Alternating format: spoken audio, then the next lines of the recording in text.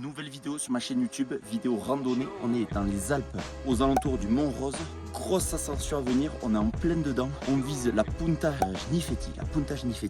On dort ce soir au refuge du Giovanni Gnifetti justement. On est aux alentours du 14 août. Il fait beau temps, on s'est pris une pluie. Ça nous a un peu bloqué dans les remontées mécaniques. On est équipé, on a tout ce qu'il faut et ça va être énorme.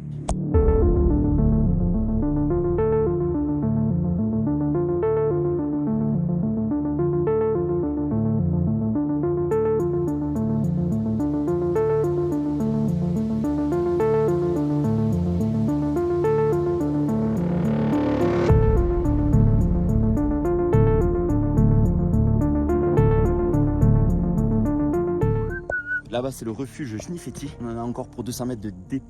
Là, pour l'instant, on n'a pas chaussé les crampons. C'est de la rocaille pour l'instant. Je pense que pour le dernier bout, on va en avoir besoin.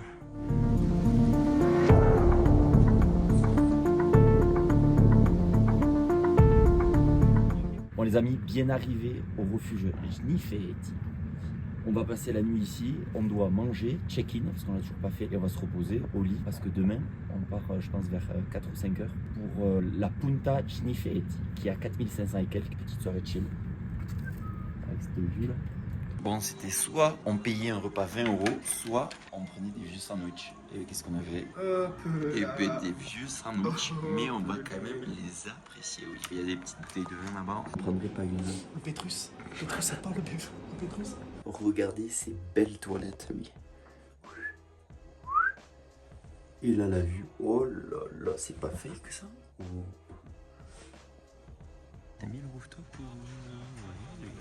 T'as bien mangé ou pas? Petit sandwich.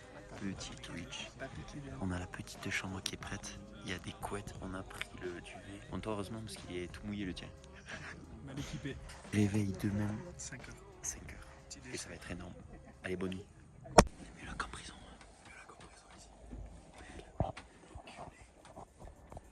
Alors déjà, nous on finit de petit déjeuner, on se place en haut du refuge, on voit déjà tout le monde partir frontal, ça fait vraiment une chaîne, toute une ligne. Donc moi évidemment super stressé. C'est parti. Stressé de voir ce mont à gravir, ce sommet. Mais bon au final on est quand même plutôt pas mal équipé, on a de bons crampons, bonnes chaussures, donc ça devrait le faire. Prêt ou quoi? T'es content? T'es content d'être content ou pas? Oui, c'est bon. On finit de chausser les crampés, après c'est parti. Tout. On a une belle journée qui s'annonce. On a quoi, 5-6 heures de montée normalement si tout se passe bien. Et voilà, on va suivre les traces et on se retrouve en chemin ou là-haut. C'est parti. Bon, là, sortir du refuge, on a des passages un peu techniques sur le glacier.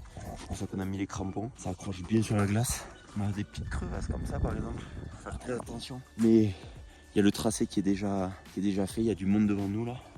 Donc là on va monter, rejoindre le col du Lys ici. Et après on va redescendre dans la vallée pour atteindre le pic qu'on veut faire.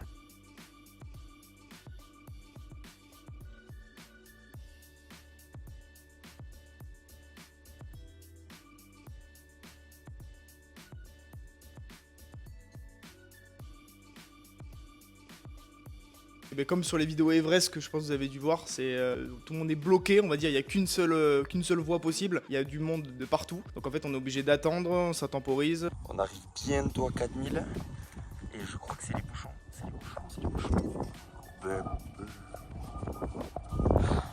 Ça avance petit à petit. Il y en a, ils ont du matériel mais ils ont pas de skills en fait. Bon, nous on est quand même très bien pris, c'est tout petit là.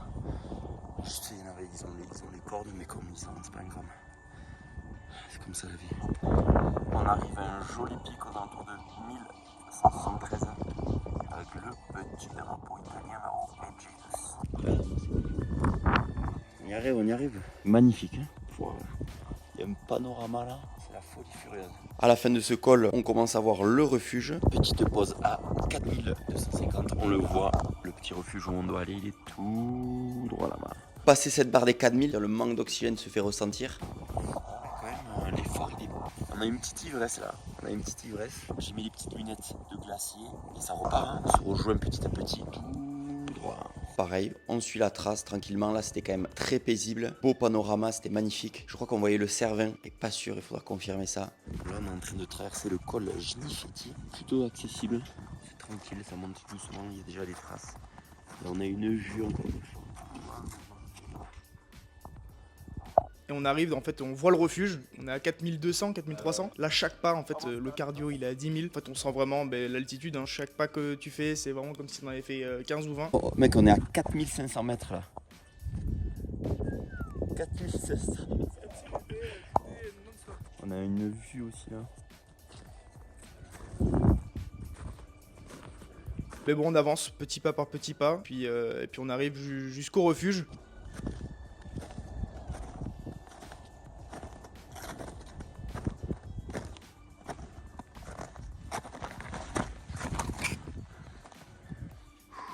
Punta Gnifetti. Et ben c'est belle.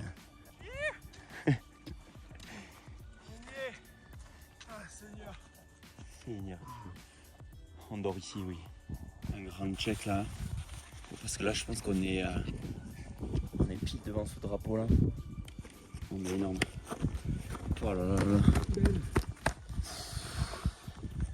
Oh, le truc de fou. Puis là, en fait, on est méga content, quoi. C'est le bonheur. Enfin, on arrive en haut. Et voilà. Sur le toit.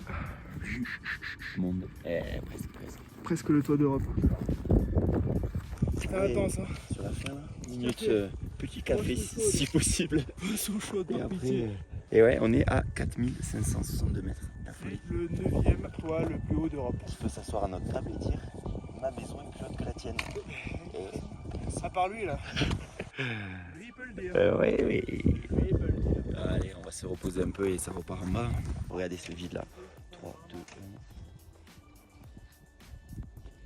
1. Yaf. Wow, c'est irréel. On arrive au refuge Margarita tout en haut, puis là on sent vraiment la barre d'altitude, vraiment, on est comme si on était shooté constamment. En fait on sait pas trop ce qu'on dit, on sait pas trop ce qu'on fait. On mange un peu, on prend des forces, ça c'est hyper important, boire, s'hydrater à fond. Bon, maintenant on fait les sandwichs de la S. On fait de la S. Petit bloc. Tout est, on est bourré en total. Mec c'est énorme. Naturellement. Shoot continue. On prend des forces et après ça repart. Regardez-moi ça. On soit en bas avant moins 13h, sinon falaise, crevasse. Regardez tu vois. Bon, en montagne, quand t'as gravi le sommet, c'est comme si au tennis t'as gagné le premier set. Le match il est pas fini. Donc là, il faut rester concentré. On est sur la redescente là. Tant qu'on n'est pas à la voiture, Voilà. pas assis dans la voiture, On relâche pas. Faut pas créer victoire avant d'avoir vendu la peau de l'autre ours. Hein. De l'autre ours qui a tué la marchande Ouais. l'année dernière. Restons concentrés, focus. La neige peut fondre, il faut rester serein. Il n'y a que Dieu qui décide. Hein. Col du Gnifetti. Il est magnifique ce col. Et pas de bruit aussi. Pas de bruit? Quand il n'y a pas les grillons. C'est vrai qu'il quand il n'y a pas les grillons, c'est pas mal. Qu'est-ce qu'on entend d'autre, Nicolas? Le silence. Voilà ce qu'on entend. C'est assourdissant. Ah.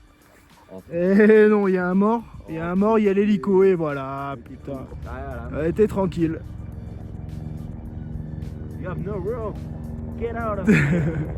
Allez, on traverse les dernières crevasses et après on arrive au refuge, là où on était là. Bon, la descente, je vais vous l'accélérer à fond, on se retrouve en bas à la voiture au chaud. Mais regardez-moi ces crevasses avant quand même.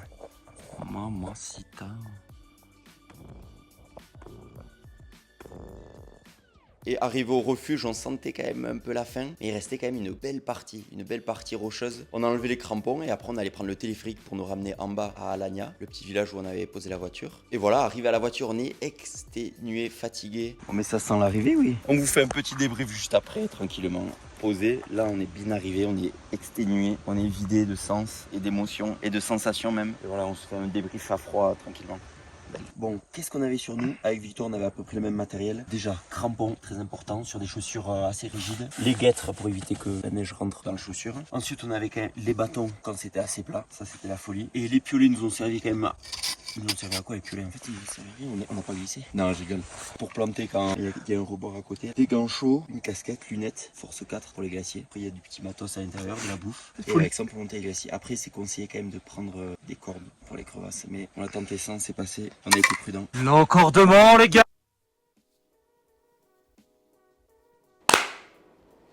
Clap.